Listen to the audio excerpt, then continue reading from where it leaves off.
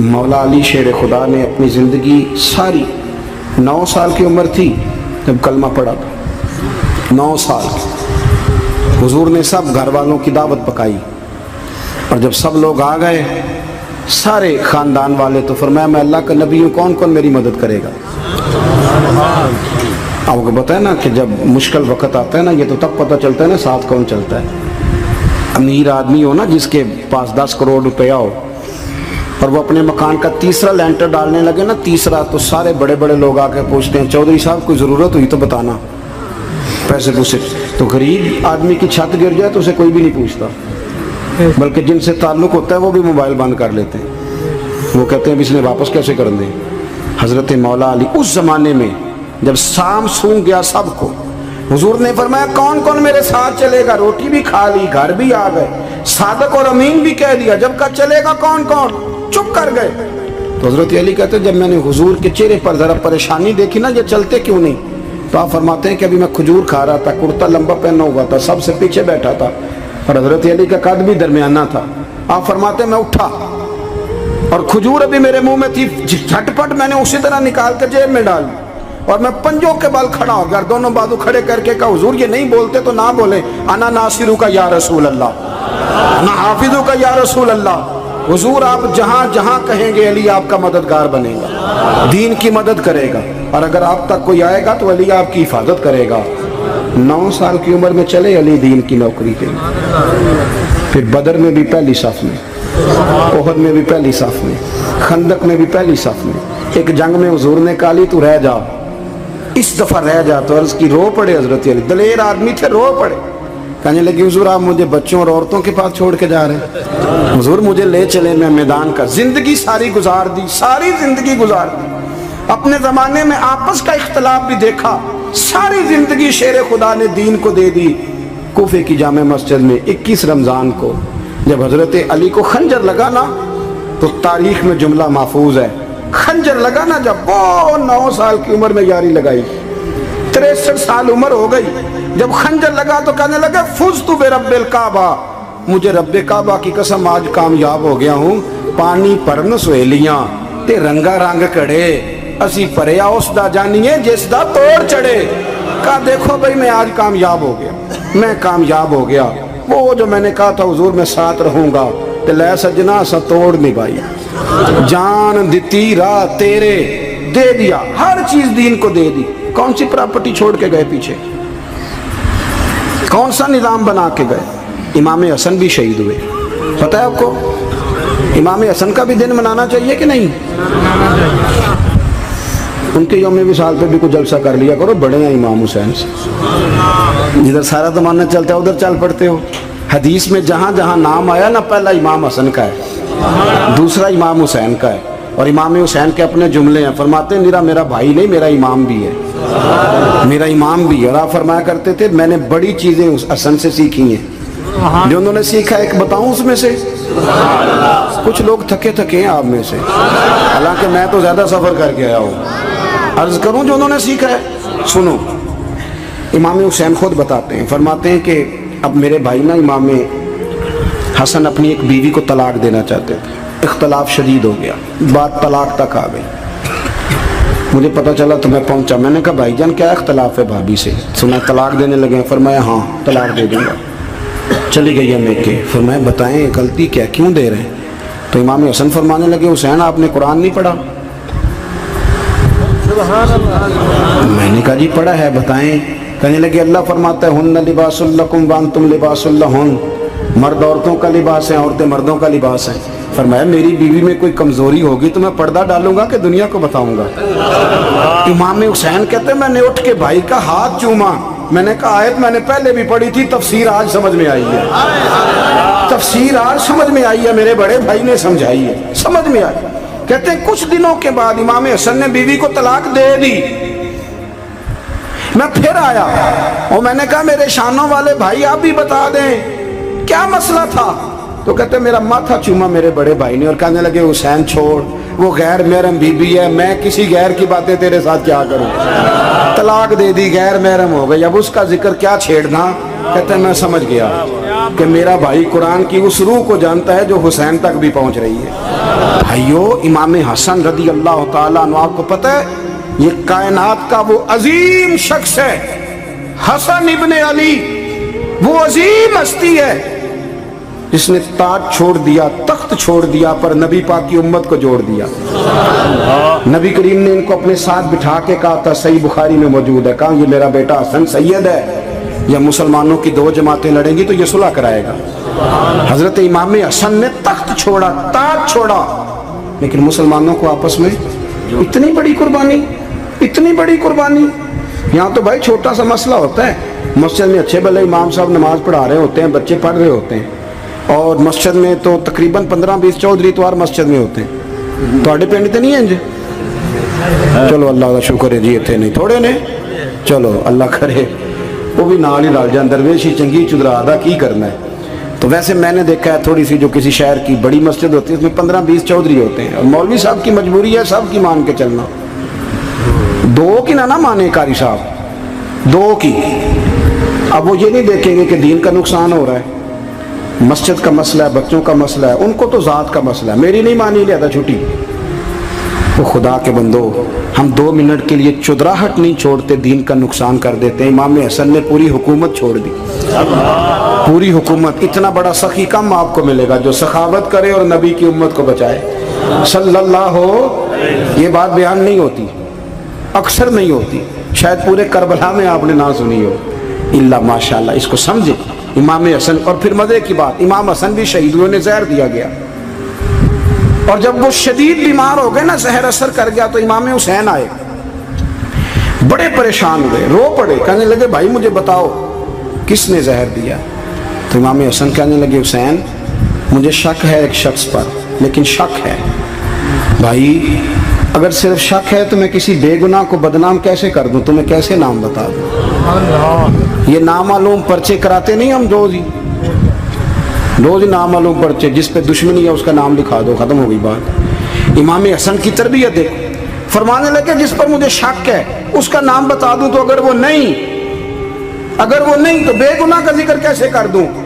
تو امام حسین فرمانے لگے بھائی جان اگر وہی ہوا تو آپ فرمانے لگے اگر وہی ہوا نا تو حسین پھر بھی تو چھوڑ دے، میں نے رب کے سپرد کر دیا، اللہ بہترین انتقام لینے والا ہے۔ اللہ اتنا بڑا حوصلہ سیدہ کے بیٹے کا، شیر کے بیٹے کا، شیروں جیسا کلیجہ، اتنا دل دریا سمندروں ڈونگے، کون دلان دیاں جانے۔ او بھائی تھوڑا حوصلہ کر، جتن تے ہر کوئی کھیڈے، تو ہارن کھیڈ فقیرہ، اور جتن دا مل کوڈی پیندئی ہارن دا مل ہیرا۔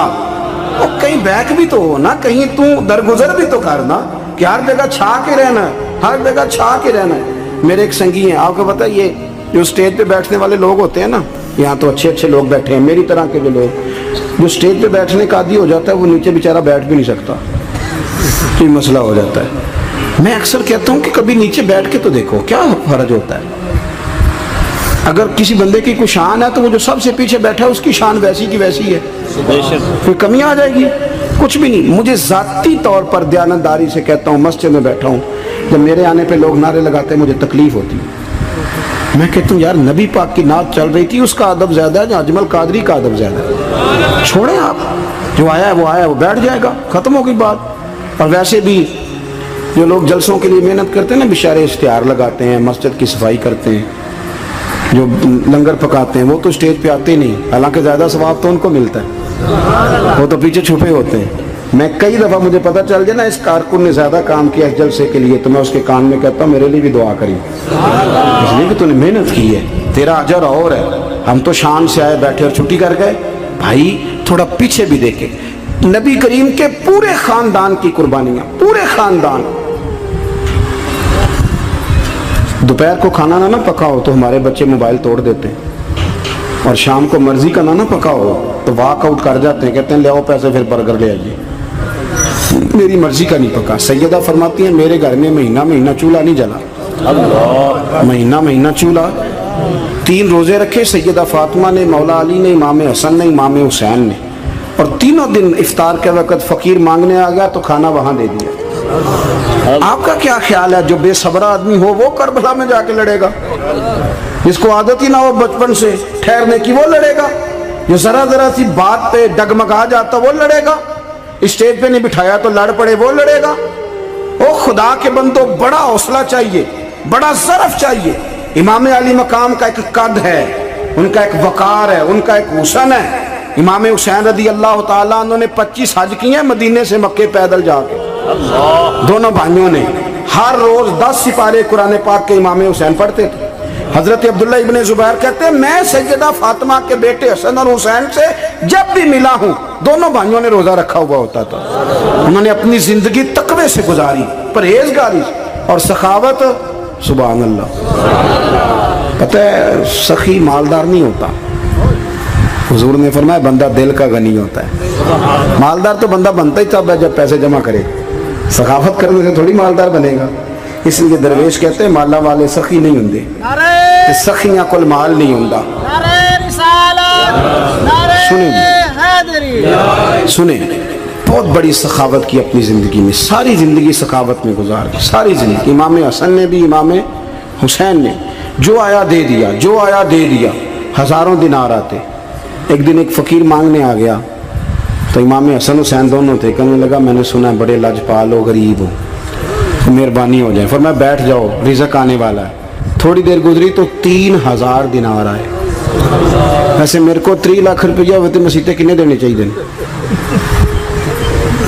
میں اپنا پہ پوچھنا، تو اڑا تے پوچھیا ہی نہیں، میں مشورہ پہ لینا۔ 3 لاکھ جو میرے کو ہوتے مسیطے کنے دینے چاہیے؟ تسی ظاہر ہے ان کو دیانتداری والا مشورہ ہی دینا ہے نا، جنج کرنا جو ہی دسنا جے نا۔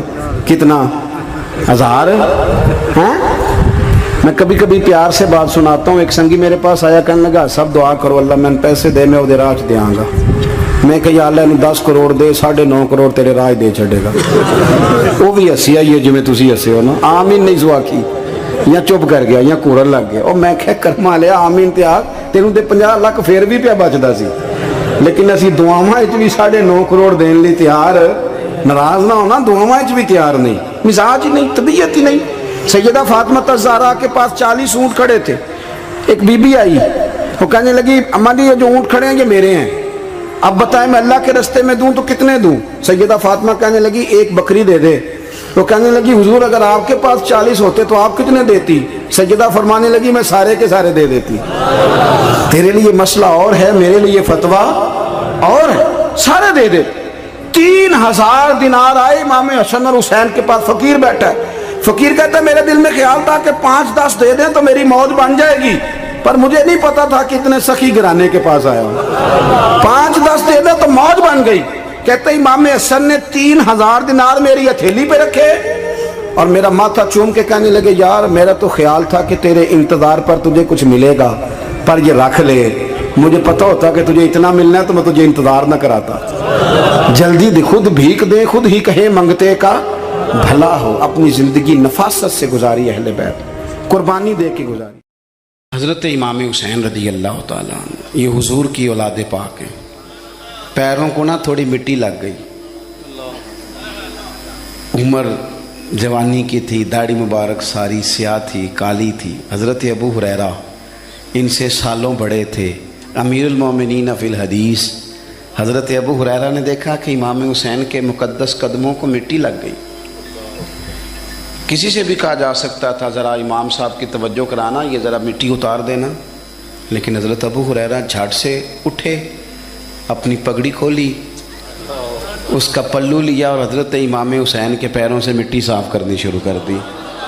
کیوں کہ اہل فضل ہی کسی کی فضیلت کو جان سکتا، عزت والا ہی کسی کو عزت دیتا ہے، جس کے پاس وقار ہو۔ او میرے سنگیوں، لوگوں کی باتوں میں نہ آنا، یہ تمہیں الجھا دیں گے، یہ تمہیں تفریق میں ڈال دیں گے، یہ انتشار برپا کریں گے۔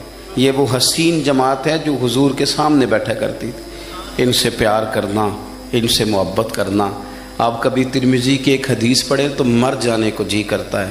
حضور نے فرمایا تھا میرے صحابہ کے بارے میں اللہ سے ڈرنا، میرے بعد انہیں اپنی زبانوں کا نشانہ نہ بنانا۔ کاش کوئی ان جملوں کا درد سمجھ سکے۔ فرمایا رب سے ڈرنا، اور کریم فرمانے لگے جس نے ان سے محبت کی میری محبت کی وجہ سے محبت کی، اور جس نے ان سے عداوت رکھی میری وجہ سے رکھی۔ کبھی بھی کسی میں. اور جو حضور کی اولاد ہے، صحابہ کرام نے ایک جگہ کچھ نذرانہ جمع کیا اور جمع کر کے کہا کہ حضور کی بارگاہ میں پیش کرنا ہے.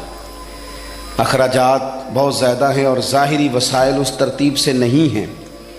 یہ نذرانہ ہر مہینے پیش کرنا ہے. جب وہ لے کے حضور کی بارگاہ میں گئے نا تو اللہ نے قرآن نازل کر دیا. فرمایا محبوب ان سے کہہ دو لا اسألکم علیہ اجرا، میں تبلیغ دین پر تم سے کوئی اجر نہیں مانگتا. الا المودۃ فی القربى، بس میرے قریبیوں سے پیار کرتے رہنا، میرے قریبیوں سے محبت کرنا، پیار کرنا قریبیوں سے. یہ علی المرتضیٰ ہیں، یہ فاطمہ ہیں، یہ ان کا خاندان ہے، یہ ختیجہ ہیں، یہ عائشہ ہیں، یہ میمونہ ہیں، یہ حفصہ ہیں. ان سے پیار کرنا، میرے قریبیوں سے محبت کرنا. ہمارے دلوں میں حضور کی اولاد کا پیار ہونا چاہیے، طبیعتوں میں احترام ہونا چاہیے. ہمارا مزاج، ہمارا دل ان کے لیے دھڑکنا چاہیے. ہمارے لہجے، ہمارے انداز ہمیشہ ان کے حق میں نرم ہونے چاہیے. میں کہہ چکا ہوں سید کا صرف عقیدہ ٹھیک ہونا شرط ہے، باقی آپ تحقیق اور تفتیش میں نہ پڑیں، وہ جانے رب جانے. آپ کوشش فرمائیں ہماری اولادیں، ہم خود اور اہل فضل کا ادب کبھی نہ چھوڑیں. دوسری بات آپ سے یہ عرض کرنی ہے، اس کو اچھی طرح سمجھ لیں کہ قومیں اپنے اسلاف سے بڑی ہوتی ہیں. ہمیشہ بڑا ہم ہوتا ہی وہ ہے جس کا کوئی بڑا ہوتا ہے، جس کا کوئی بڑا نہیں ہوتا وہ کبھی بھی بڑا. یہ کچھ عرصے سے ٹرینڈ چلا ہے، اگرچہ یہ درست نہیں ہے. آپ کسی سنار کی دکان پہ جائیں تو اس نے اپنے پیچھے نا اپنے والد صاحب کی اور دادا کی فوٹو لگائی ہوتی ہے. حکیم کی دکان پہ چلے جائیں، کپڑے والی دکان پہ چلے جائیں تو اس نے پیچھے اپنے دادا کی، والد کی فوٹو لگائی ہوتی ہے. اگرچہ یہ درست نہیں، تصویریں نہیں لگانی چاہیے. تصویریں ان کے کیا، پیروں کی بھی نہیں لگانی چاہیے. جہاں تصویر ہوتی ہے وہاں نماز کیسے پڑھی جائے گی؟ فرشتہ رحمت کا نہیں آئے گا. یہ تو اب ایک ضرورت بن گئی. تو اب ضرورت کیا، اب تو خیر نفسیاتی مسئلہ بن گیا ہمارا. یہ نفسیاتی مسئلہ ہے. یعنی سلام بعد میں فوٹو پہلے. یعنی سیانے سیانے لوگ، اور یہ ہمیں ایسے کھیل تماشے میں لگایا گیا ہے کہ میں ڈھیر سارے لوگوں پر غور کرتا ہوں، پھر ان کے لیے دعا کرتا ہوں کہ یا اللہ ان کی مدد فرما. یعنی اس طرح کی حالت ہے کہ وہ زندہ ہی موبائل کے اندر ہیں. ہر چیز ہی. مجھ سے ایک دفعہ ایک صاحب نے پوچھا مولوی آج کل بڑے لڑ رہے ہیں. میں نے کہا وہ 4-5 ہے جن کو آپ ٹی وی موبائل پہ دیکھتے ہیں. آپ میرے ساتھ آئیں، میں آپ کو 20 اور سینکڑوں شیخ الحدیث بتاتا ہوں جو سکون سے بیٹھ کر رسول اللہ کا دین پڑھا رہے ہیں. تو آپ مسئلہ صرف یہ ہے کہ ہم نے کل زندگی وہ سمجھ لی ہے جو موبائل کے اندر ہے. بہرحال وہ تصویر لگائی ہوتی ہے سنار نے بھی اور حکیم نے بھی اور ڈاکٹر نے بھی اور بہت سارے لوگوں نے کہ جناب اب یہ جو تصویر لگاتے ہیں تو اس کے پیچھے پوری حکمت ہوتی ہے. آپ ان سے پوچھتے ہیں یہ فوٹو کیوں لگائی ہے تو وہ کہتے ہیں ہم یہ بتانا چاہتے ہیں کہ یہ کام آج نہیں ہم نے شروع کیا، ہمارا شجرہ پرانا ہے. ہمارے باپ دادا سارے یہی کام کرتے تھے، ہمارا خاندانی ورثہ ہے. وہ ثابت یہ کرنا چاہتے ہیں کہ ہم پیچھے سے ہمارا ایک سلسلہ آ رہا ہے. ساری دنیا اپنے اکابرین کو، اسلاف کو، بڑوں کو ان کے زور پر بڑا ہونا چاہتی ہے. یہاں کچھ لوگ ایسے آئے ہیں جن کے نزدیک معاذ اللہ صحابہ ہی ٹھیک نہیں تھے، اہل بیت ہی ٹھیک نہیں تھے. آپ اپنی سند کیسے مضبوط کریں گے؟ اگر وہ اولین جو حضور کے سامنے بیٹھتے تھے وہی ٹھیک نہیں تھے تو پھر ان سے ہو کے جو دین آگے آیا اس کو تم کیسے ٹھیک مانو؟ ساری چیزوں کو مشکوک کرنا چاہتے ہیں. ہمارے بزرگوں نے، امام بخاری نے، امام مسلم نے محنت کر کے حدیثیں تلاش کی، اصول بیان کیے کہ یہ حدیث صحیح ہے، متواتر ہے، حسن ہے، ضعیف ہے، کیا ہے. اس کے اصول اور قاعدے بیان کیے. اور جب انہوں نے خود پوری تحقیق کی، آپ تھوڑی سی، آپ مشکل بات نہیں کر رہا، تھوڑی سی آپ غور کریں گے، انہوں نے سینکڑوں میل کا سفر کیا، گھوڑوں پہ، پیدل، اونٹوں پہ، ریسرچ کر کے بتایا کہ یہ حدیث بالکل درست ہے، اپنی سند کے اعتبار سے، متن کے اعتبار سے یہ متواتر درجے کی ہے. انہوں نے پوری ریسرچ کی. پھر غور کریں کیا کہہ رہا ہوں. جب پوری تحقیق کر لی تھی تو پھر انہیں کہنا چاہیے تھا نا یہ نبی پاک نے فرمایا ہے. کہنا چاہیے تھا نا کہ یہ حضور نے فرمایا، ہماری تحقیق ہے، حدیث درست ہے. لیکن کسی نے بھی ڈائریکٹ نہیں کہا. انہوں نے جب بھی کہا کہنے لگے حضرت عبداللہ ابن عمر فرماتے ہیں کہ حضور نے یوں فرمایا. حضرت انس بن مالک فرماتے ہیں کہ حضور نے یوں فرمایا. حضرت جناب سیدنا سیدہ عائشہ صدیقہ فرماتی ہیں یوں حضور نے فرمایا. حضرت ابو ہریرہ فرماتے ہیں یوں حضور نے فرمایا. انہوں نے نا پہلے اس صحابی کا نام لیا جنہوں نے وہ بات اپنے سینے میں محفوظ کی. کیا بتایا انہوں نے ہمیں کہ ہم دنیا گھوم آئے ہیں, ریسرچ کر آئے ہیں, تلاش و بسیار کے بعد اس نتیجے پہ پہنچے ہیں کہ دین کا اصل فیض وہی ہے جو صحابہ اور اہل بیت کے سینوں سے ہو کے امت کو نصیب ہوا ہے.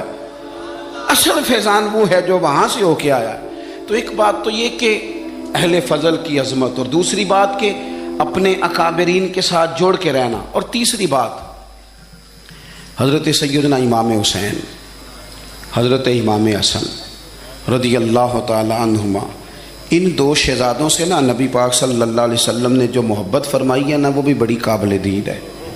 حضور نے جو ان سے پیار کیا ہے. کچھ لوگ ایسے ہوتے ہیں کہ جن سے انسان جب پیار کرتا ہے, محبت کرتا ہے, تو وہ بات نا دور دور نکل جاتی ہے, بات پھیل جاتی ہے. ان کے ساتھ نا میرے نبی پاک کا خصوصی لگاؤ ہے. اس کا مطلب یہ نہیں کہ ہر نانا ہی اپنے نواسے سے پیار کرتا ہے, یہ معنی نہیں. رسول پاک علیہ السلام جو کام بھی کرتے ہیں اللہ کی وحی کے ساتھ کرتے ہیں. حضور کا ہر کام وحی خدا ہے, اپنی مرضی سے حضور کوئی کام نہیں کرتے. تو نبی پاک نے جو بھی کیا ہے وہ امت کے لیے نمونہ ہے. حسنین کریمین سے جو حضور کا پیار ہے, جو نبی پاک علیہ السلام کی ان کے ساتھ والہانہ محبت ہے. اعلیٰ حضرت بریلوی نے حدیث لکھی ہے, راوی حضرت عثمان غنی ہے رضی اللہ تعالیٰ عنہ. حضور سید عالم صلی اللہ تعالیٰ علیہ وآلہ وسلم نے نا گھر میں پیغام بھیجا, فرمایا فاطمہ سے کہو ذرا حسن حسین کو تو بھیجے. یہ سارا دن ہی حضور کے پاس رہتے ہیں, سارا دن ہی, لیکن وہ جو والہانہ پن ہے, جو محبت ہے, جو ان کے ساتھ محبوب کا خاص لگاؤ ہے, سیدہ سے کہو ذرا شہزادوں کو بھیجے, تھوڑی سی دیر ہو گئی آنے میں. اعلیٰ حضرت فرماتے ہیں یوں لگتا جیسے سیدہ فاطمہ کپڑے نہیں ماں بدلنے لگتی بچوں کے, خوشبو نہیں لگانے لگتی, تھوڑی تیاری میں دیر ہو گئی تو محبوب نے نظریں جمائی ہیں اس حجرے کی طرف جہاں سے امام حسن اور حسین نے آنا ہے. رحمت کے عجب ہی جھمیلے ہیں, حسنین یہاں پر کھیلے ہیں. تو دونوں شہزادوں جب دروازہ کھلا تو حضرت عثمان غنی کہتے ہیں بچے جب نکلے نا دونوں, تو یہ کوئی 10 15 50 100 میل دور سے تھوڑی آ رہے ہیں, تو یہیں رہتے ہیں. محبوب کے قرب خاص میں انہیں سایہ کرم ہر وقت نصیب ہے. لیکن نبی کریم علیہ السلام کا جو والہانہ پن ہے, جو ان کے ساتھ حضور کا رشتہ محبت ہے, جیسے ہی دونوں شہزادے آئے, حضرت عثمان غنی فرماتے ہیں محبوب نے مقدس گھٹنے زمین پہ رکھ دیے اور دونوں بازو کھول دیے. ایک شہزادہ اس سینے سے لگ گیا, اس کندھے سے, ایک اس کندھے سے لگ گیا. اور پہلے بھی حضور پیار کرتے تھے, پر آج تو رخ ہی بدل گیا بات کا. اللہ کے پیارے حبیب علیہ الصلوۃ والسلام فرمانے لگے اے اللہ, یہ دونوں شہزادے کندھے سے لگے ہوئے, حضور فرمانے لگے اے اللہ میں ان دونوں سے محبت کرتا ہوں, تو بھی ان سے محبت فرما. اور کہا اے اللہ جو جو میرے حسن حسین سے محبت کرے تو ان سب سے محبت فرما, تو ان سب سے پیار کر جو میرے حسنین سے پیار کرے. اللہ کے پیارے محبوب علیہ السلام کی محبت جب حضور کو, بھائی جس چیز کی طرف محبوب نے ایک دفعہ دیکھا ہے نا, وہ غار ثور میں حضور ایک دفعہ گئے ہیں, 3 دن قیام کیا, ایک دفعہ گئے, تو ہمارا تو کئی بار جانے کو دل کرتا ہے. جہاں حضور تھوڑی دیر قیام فرمائیں اس جگہ سے پیار ہو جاتا ہے. اور جن شہزادوں سے حضور اس والہانہ انداز میں پیار کریں, ان کی محبت, ان کا پیار ہمارے دلوں میں ہونا چاہیے. اور کچھ نہ ہمارے جذبات ہونے چاہیے, کچھ ہمارے جذبات میں والہانہ پن ہونا چاہیے ان شہزادوں کے لیے. آج کل نا ہمارے ہاں دور ہے تقریروں کا, پوسٹیں لگانے کا, اپنی اپنی اور ویسے بھی جو ہم لکھ رہے ہوتے ہیں, جو بول رہے ہوتے ہیں, وہ اپنے لیے نہیں ہوتا الا ماشاءاللہ, وہ تو سامنے والے کے لیے ہوتا ہے. وہ تو حضرت مجدد الفسانی رحمۃ اللہ علیہ کے حالات پہ ایک سیرت نگار نے لکھا ہے کہ آپ نے ایک شخص کو نا اپنے سلسلہ نقشبندیہ میں اجازت دی کہ اب آپ بھی آگے اللہ اللہ بتائیں، تربیت کریں، یہی طریقہ ہوتا تھا، تو ان کو خلافت دے دی، اب وہ سلسلہ طریقت میں آگے اشاعت سلسلہ کا کام کریں گے۔ کچھ عرصے کے بعد وہ خلیفہ صاحب نے حضرت شیخ کو خط لکھا تو کہنے لگے حضور آپ نے فقیر کو اجازت دی تھی، اب میں تقریر بھی کرتا ہوں، تدریس بھی کرتا ہوں، تصنیف بھی کرتا ہوں۔ تو حضرت فرمانے لگے آپ بہت اچھے کام کر رہے ہیں، رب آپ کو برکت دے، پر یہ سارا کچھ تو آپ لوگوں کی اصلاح کے لیے کر رہے ہیں، کچھ اپنے لیے بھی کرتے ہیں؟ رات کو تہجد میں اٹھ جاتے ہیں، کچھ اللہ کے حضور رونا نصیب ہو جاتا ہے، کچھ آپ کو درود و سلام کی کیفیات نصیب ہوتی ہیں، یہ تو جو کچھ ہے الحمدللہ بہت اچھا ہے، قابل تعریف ہے، پر یہ تو آپ خدمت دین کا کام کر رہے ہیں نا لوگوں کی، آپ اپنے لیے کیا کر رہے ہیں؟ یہ بھی تو مقام غور ہے۔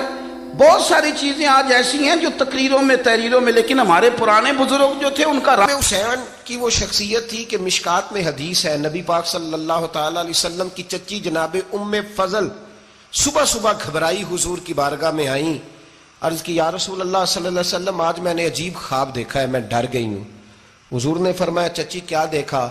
عرض کی حضور میں نے دیکھا ہے کہ آپ کے وجود کا گوشت کا ایک ٹکڑا کٹ کے میری جھولی میں آ گیا ہے۔ حضور یہ کیا ہے؟ تو محبوب خواب سن کے مسکرائے، فرمایا چچی یہ پریشانی والا خواب نہیں، یہ تو خوشی والا خواب ہے، اللہ فاطمہ کو بیٹا عطا کرے گا اور وہ تیری گود میں کھیلا کرے گا، چونکہ وہ میرے وجود کا ٹکڑا ہوگا لہذا خواب تجھے یہ آئی ہے۔ تو امام حسین پیدا ہوئے، امام حسن کی عمر ابھی 11 مہینے تھی، تو نبی پاک نے امام حسین کو جناب ام فضل اپنی چچی کی گود میں دے دیا کہ فاطمہ کے لیے دونوں بچے سنبھالنا مشکل ہوگا۔ وہ خواب اس طرح پوری ہوئی، امام حسین سے حضور نے بڑا پیار کیا، بڑی محبت فرمائی نبی پاک سے۔ کچھ حدیثیں میں نے جمعے میں عرض کی تھیں، حضرت ابو ہریرہ رضی اللہ تعالیٰ عنہ کہتے ہیں یہ واحد بچہ تھا حضور کے گھرانے کا کہ میں نے دیکھا کہ نبی پاک صلی اللہ علیہ وسلم بیٹھے تھے تو یہ حضور سے کہہ رہے ہیں، نبی پاک سے کہ نانا جی اٹھ کے کھڑے ہو، کہتے ہیں حضور کھڑے ہو گئے، تو کہنے لگے میں نے آپ کے برابر جانا ہے۔ بچے جو مرضی ضد کر لیتے ہیں نا، قد چھوٹا تھا، عمر 7.5 سال تھی، کہنے لگے نانا میں نے برابر جانا ہے، تو نبی پاک صلی اللہ علیہ وسلم نے ہاتھ پکڑ لیے، فرمایا چل پھر ہو جا برابر۔ تو حضرت ابو ہریرہ کہتے ہیں انہوں نے حضور نے ہاتھ پکڑے، اوپر کھینچا تو امام حسین نے پہلے اپنے پیر حضور کے گھٹنوں پہ رکھے، پھر نبی پاک کے سینے پہ رکھے، اور جب ان کا قد سر تھوڑا سا حضور سے اونچا ہو گیا تو محبوب فرمانے لگے چل بس کر، تو نے تو کہا تھا آپ کے برابر ہونا، تو اوپر نکل گیا ہے، چل بس کر۔ فرماتے پھر امام حسین نے زبان باہر نکالی تو محبوب ان کی زبان چوسنے لگے، پھر ساتھ لٹا لیا اور انہیں سونگھنے لگے۔ تو میں نے عرض کی حضور آپ حسین کو سونگتے کیوں ہیں؟ تو فرمایا ابو ہریرہ مجھے حسین کے وجود سے جنت کی خوشبو آتی ہے، مجھے حسین کے وجود سے جنت کی۔ ایک دن حضور گزر رہے تھے، اصل اس طرح تھا کہ یہ نبی پاک کا حجرہ تھا، جن لوگوں کو اللہ نے مدینے کی زیارت کرائی ہے وہ جان سکتے ہیں، نبی پاک کا حجرہ تھا، تو حضور کے حجرے کی اس جانب یعنی مسجد کی جو بالکل سیدھ ہے اس کی بیک میں سیدہ فاطمہ رہتی، تو حضور اکثر نہ نماز کے لیے جب نکلتے تو حضرت فاطمہ کے حجرے کے پاس سے ہو کر دوبارہ محراب میں جاتے، محبوب حجرے کے پاس سے گزرے تو امام حسین رو رہے تھے، تو حضرت فاطمہ نے کسی بات میں جھڑک دیا تو امام حسین رونے لگے، تو نبی پاک نماز کے لیے گئے تو واپس لوٹ آئے، اور واپس تشریف لا کے کہا فاطمہ حسین کو کیا ہوا؟ عرض کی یا رسول اللہ تنگ کر رہے تھے میں نے ڈانٹ دیا ہے۔ کیا خوبصورت جملے ہیں حدیث پاک میں، سرکار نے فرمایا فاطمہ اس کو حسین کو نہ رونے نہ دیا کر، یہ جب روتا ہے نا تو میرے دل کو تکلیف ہوتی ہے۔ تو بی بی صاحبہ کہتی ہیں یہ حکم آیا نبی پاک کا میرے نام، پھر میں نے ڈانٹنا چھوڑ دیا۔ یہ ان کے فضائل تھے کم، ان کی تربیت خود نبی پاک نے فرمائی، خود ڈیوٹی۔ میں کسی منطق کا میں اب تو اللہ تعالیٰ معاف کرے، پہلے ہم لوگوں کو کہتے تھے فلانی مجلس میں نہ جانا فلانی، اب تو مصیبت بن گئی ہے، جانے کی ضرورت نہیں، ہر شے موبائل میں آ گئی۔ مجھے بھیجتے ہیں کہتے ہیں حضرت صاحب یہ ذرا سننا، یہ ذرا سننا، کل کراچی سے کچھ مہمان آ گئے تو اب بچوں نے وہ کلپ سنبھال کے یہ مولوی دیکھو کیا کہتا ہے، اب آیتیں پڑھی جا رہی ہیں قرآن پاک کی، اتنا ٹکڑا یہاں سے لیتے ہیں، اتنا ٹکڑا یہاں سے لیتے ہیں، اور ملا کے پتہ نہیں کون سا مکسچر بنا رہے ہیں، کسی آیت کا ترجمہ نہیں، کوئی واضح حدیث نہیں، ایسے ہوا ہوگا، پھر اس کو اس سے جوڑ لیں تو کیا بنتا ہے، اتنی جمع کر لیں۔ یہ کون سا دین ہے جو توڑ مروڑ کے بیان کر رہے؟ کون سا مذہب ہے؟ دین تو واضح کھلی کتاب ہے۔ اب ہمارا یہ شوق ہے، ہم ہر تماشا دیکھنا چاہتے ہیں، ہم اپنے لوگوں کی قدر نہیں کرتے اور بڑی بڑی دور جا کے ہم غلط معاملات میں جاتے ہیں، پھر ذہن ہمارے شکوک کا شکار ہوتے ہیں۔ ہمیں سمجھنا چاہیے کوئی ایسی کسی دلیل کی ضرورت نہیں ہے، جب ان کے واضح چیزیں ان کی کتابیں میں موجود ہے، حدیث میں موجود ہے، قرآن مجید میں ان کے فضائل کھل کے موجود ہے، تو دور جانے کی کیا ضرورت؟ حضور ان کی ٹریننگ کراتے تھے۔ پہلی بات تو یہ ہے کہ نبی پاک نے دعا مانگی تھی، یا اللہ میرے گھر والوں کو زیادہ روزی نہ دینا، انہیں ایک وقت روٹی دینا، ایک وقت کی بھوک دینا۔ یہ جو 10 دن کربلا میں انہیں ٹینشن نہیں نہ ہوئی، انہیں عادت تھی فاقہ کرنے کی، انہیں 3 دن وصلی روزے رکھنے کی عادت تھی، پہلی بات۔ دوسرا یہ کہ جہاد کی تربیت حضور خود کراتے تھے۔ حضرت فاطمہ زہرا کہتی میں پردے کے پیچھے دیکھ رہی تھی، نبی پاک نے امام حسن اور حسین سے فرمایا چلو میرے سامنے کشتی لڑو۔ تو دونوں حضرات آپس میں جب کشتی لڑنے لگے تو نبی پاک نا امام حسن کو کہتے ہیں حسن حسین کو ٹانگوں سے پکڑو، حسن حسین کو پیچھے سے پکڑو۔ جب نبی پاک بار بار امام حسن کو بتا رہے تھے تو سیدہ پیچھے سے بول پڑی، کہنے لگی یا رسول اللہ آپ چھوٹے کو بتائے، آپ بڑے کو بتا رہے ہیں، بڑا تو پہلے 11 مہینے بڑا ہے، تو آپ چھوٹے کو بتائے بڑے کو بتا رہے۔ تو فرمایا فاطمہ تو چپ کرنا، جو میں دیکھ رہا ہوں تو نہیں نہ دیکھ رہی، ایک کو میں بتا رہا ہوں دوسرے کو جبریل امین بتا رہے ہیں۔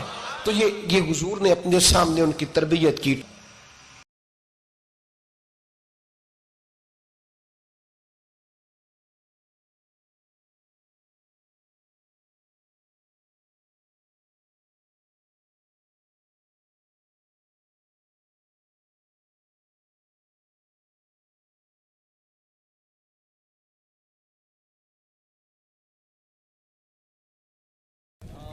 اللهم صل على سيدنا ومولانا محمد، اللهم صل على سيدنا ومولانا محمد۔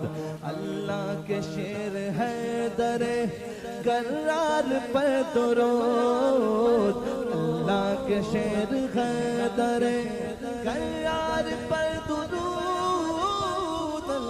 کے شیر حیدر کرار پر درود، حضرت حسن حسین کے کردار پر درود۔ اللہم صل علی سیدنا و مولانا محمد وعلی سیدنا علی و سیدتنا فاطمہ وسیدتنا زینب وسیدنا حسن وسیدنا حسین وعلی آلہ وصحبہ وبارک وسلم۔ زینب کی بارگاہ میں،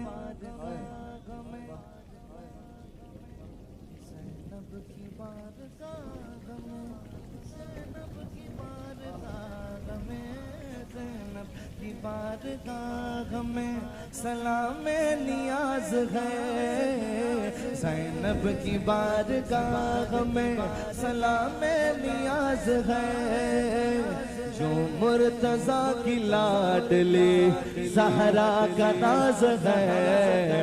اللہم صل علی سیدنا